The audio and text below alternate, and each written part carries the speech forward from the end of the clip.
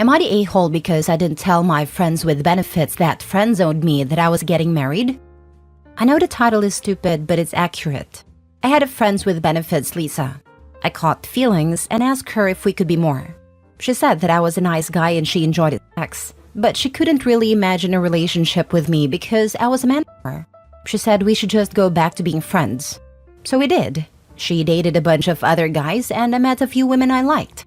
We stayed friends and I never pushed for more. Not even going back to how it was. I started dating my fiancée Laura a few years ago and she became friends with Lisa.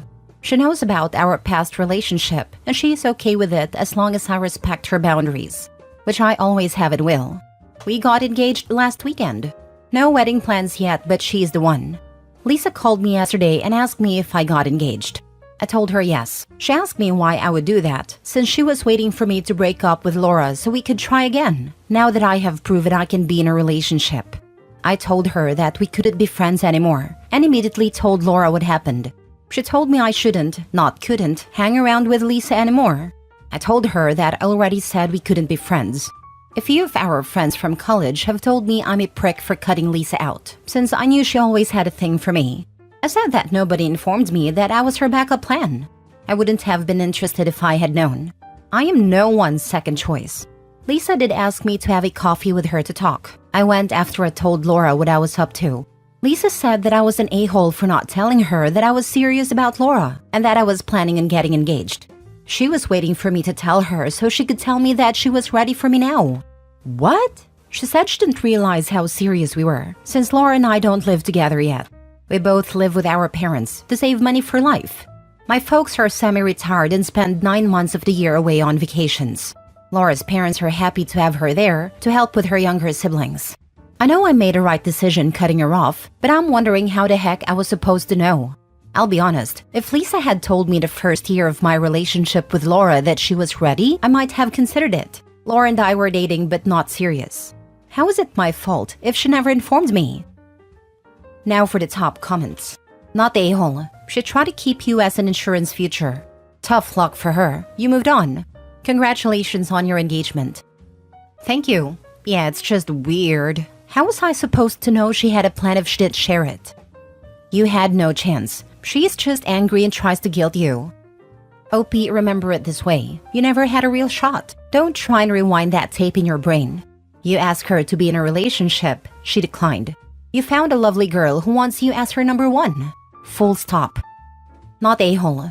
It's not. Also, she was lying. Waiting for me to break up with Laura so we could try again now that I have proven I can be in a relationship? Come on, man. Her words, not mine. You're suddenly more attractive now that another woman wants you, and you'll be off the market for good. She's angry she overlooked you, and now you're marrying someone else. Yes, it's called pre-selection. Friend with benefits didn't want OP for anything serious until another woman got with him. Friends with benefits suddenly saw OP as a viable choice because Laura saw he was a viable choice. It's the same reason why some people will go after a married person. If that person is happy with them, then I'll be happy with them. It's messed up, but it's definitely a thing. I would cut the people off telling you you're a prick. She had her chance. She didn't take it. She doesn't get to say you're in some trial, and she's observing you with your partner to see if you're a good boyfriend. Honestly, she sounds insane. Don't just block her. Change your number. Next story. Am I the a-hole for telling my brother he has himself to blame for his wife's cheating? My older brother, 29 male, has always had it easy and got way too comfortable in his situation. He was always the favorite compared to myself, 25 female, and my sister, 32 female. The handsome kid, popular in high school and with girls, that kind of thing. It seems during college he actually found a long-term girlfriend, and when he finished up school he married her. It's been 6 years since they married, and he hasn't done anything. His wife has always been a driven, successful woman. How he got her to marry him, I will never know.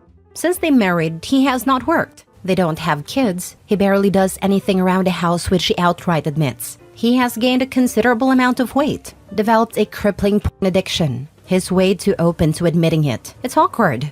And spends his days with that or gaming. My brother got too used to gliding through life because he was always the pretty and fun guy. Now that he had his dream girl who provided for the house and brought in a ton of money without him having to lift a finger, he stopped trying to contribute at all. His wife works and does all the chores. They're roommates. I've always liked her and we hang out quite a bit. About 4 years ago, she started doing anything she could to fix the relationship, since of course my brother manipulated her into believing it was her fault. She tried to set up therapy appointments, go to gym more, encouraging him to go to the gym, tried intimacy more often, cut back hours to spend more time with him, bought him expensive things. She spent years trying everything she could to fix things, believing it was her fault. He didn't try a single thing, outright rejected therapy, mocked her weight even though she practically has a supermodel figure, insisted his weight was fine, refused to lift a finger for the house, and kept blaming her for the way things were, saying if she tried more, he would be better. 3 years later, she was still coming home to him watching porn in a dirty house while she cooked and cleaned.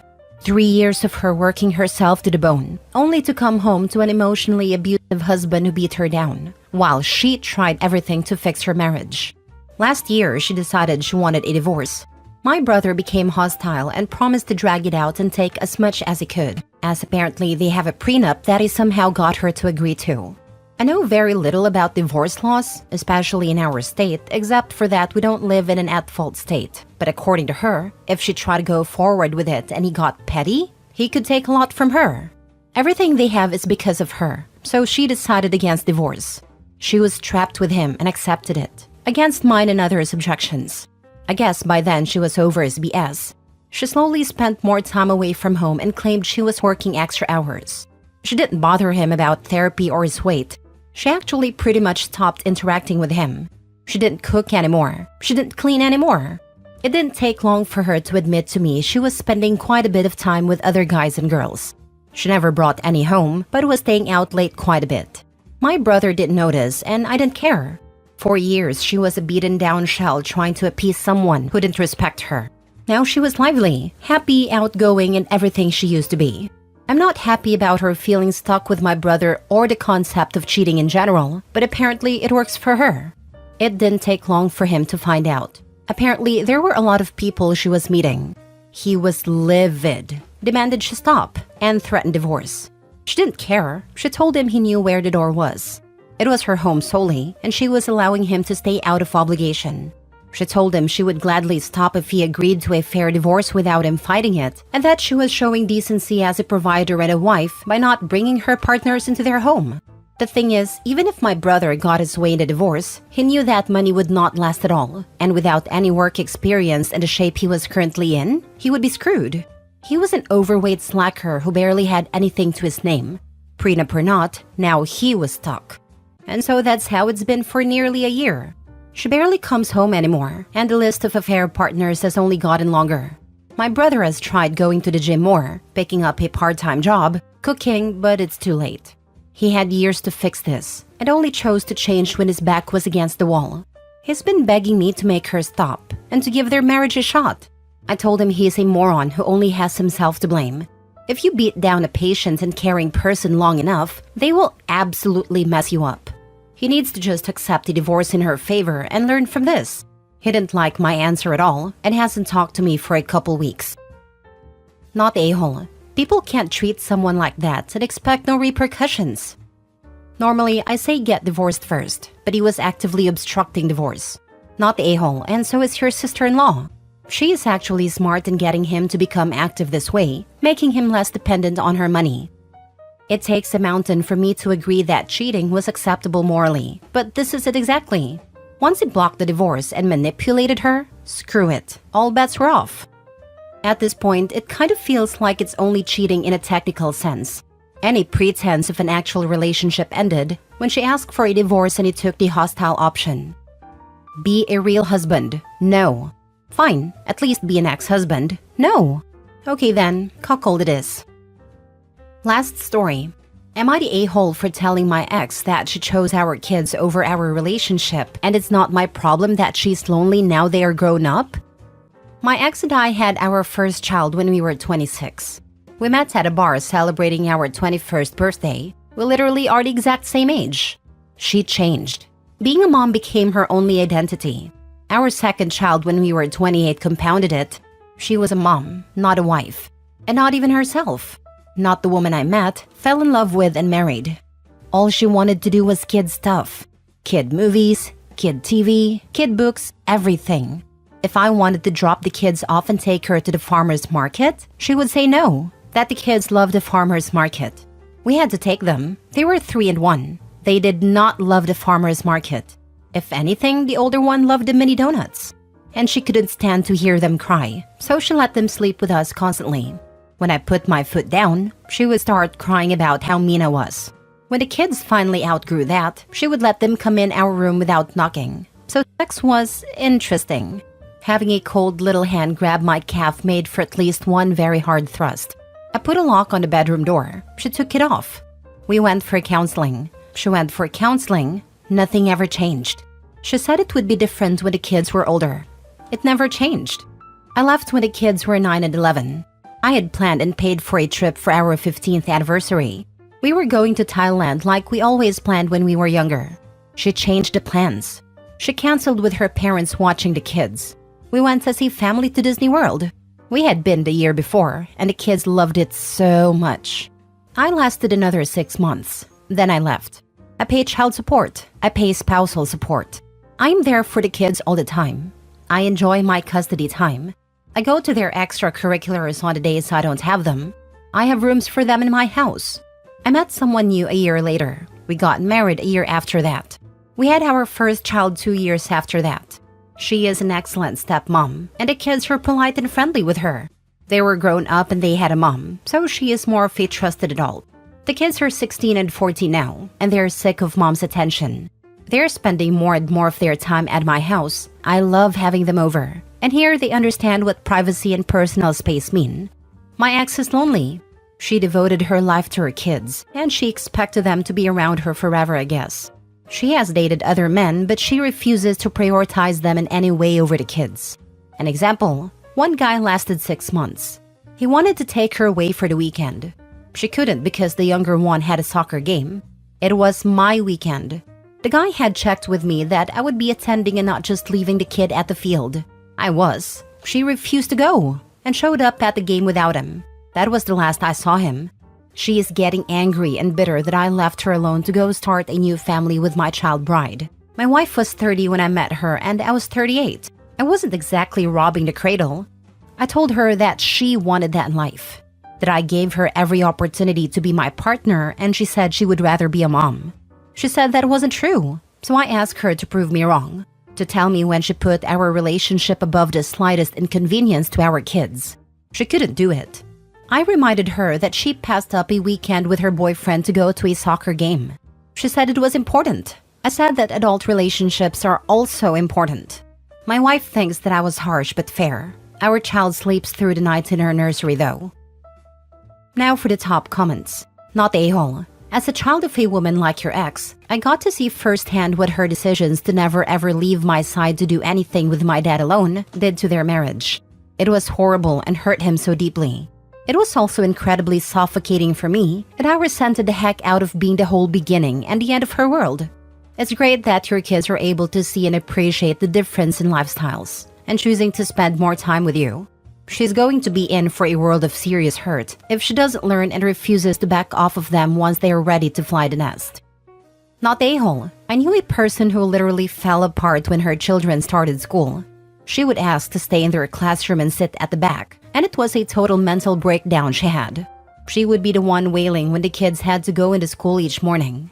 In the end, after her husband had a meeting with them, the school eventually let her volunteer so she would be near, but they quickly insisted she wasn't allowed in their class. Yet she was in the school, and would monitor breaks and lunch to be there watching them. It wasn't healthy at all for her or the kids. Yet it was just accepted, and everywhere she went, excuses and exceptions were made for her, as she was known not to cope without the kids. When they were in secondary, she did get a job. But I think that as her husband and doctors pushed her to do something to distract and occupy her time when they were away from her. However, she would come into work late as she was just checking on the kids or would leave partway through her shift to take them a treat for lunch. It was ridiculous that her employer didn't sack her. It was the kids I felt sorry for, 2 boys. Even in older teenage years, it was like they'd been conditioned to see her as fragile, and that they just had to make allowances for her and put up with her forcing herself in every area of their lives. Yet you could see them fed up and sick of it at times, but knew their dad and other family would go mad if they try to have some space. Rather than upset the mom, the family would rather upset the boys. Yet she thought she was all they wanted and needed, so she didn't admit to herself when she made them uncomfortable or unhappy with her being overbearing. I honestly wondered what would happen when she discovers they are dating. She'd take it as an attack on her, I think. She'd take it as them saying she wasn't enough for them. I don't know, maybe she wouldn't like the girl, but she was so possessive and so they're my boys, my everything, my life that I doubt it. I always felt sorry for the boys and wouldn't be surprised if she actually tried to move in with them if they move out. That she would probably help them get their belongings in and appear with a bag of her own at her pillow and act devastated if they try to say no. I am certain any girlfriend would be measured off by her and possibly by the boys. I wondered whether the boys thought all girls would wait on them hand and foot and put their wants above the girlfriend/boyfriend's needs in life, and if they thought that was normal and natural. It's clear any woman that entered that family would be basically dating the mom as well. That is, if she gets allowed that far by the mom at all. I also wondered about her husband, who suddenly became pushed to the corner in their home and lives as soon as she had their first. He never seemed to mind, and pushed for the boys to just accept it to make their mom happy. I do know there was a fight as the boys got older, to get them to sleep in their own beds and rooms by the husband. He was sick of being pushed out and being uncomfortable, and had ranted to some friends about it. But it was all weird and messed up to me. I'm just glad in OP's case, the kids had a place to escape to, a haven from her constantly overbearing, a place they can get to discover who they are without her. I am so glad their dad didn't push them into feeling they were wronging her for wanting space. Yes, she is lonely, but if she doesn't ease up on them, she will force them away from her completely. Only she is to blame for the choices she's made, and for the consequences from them.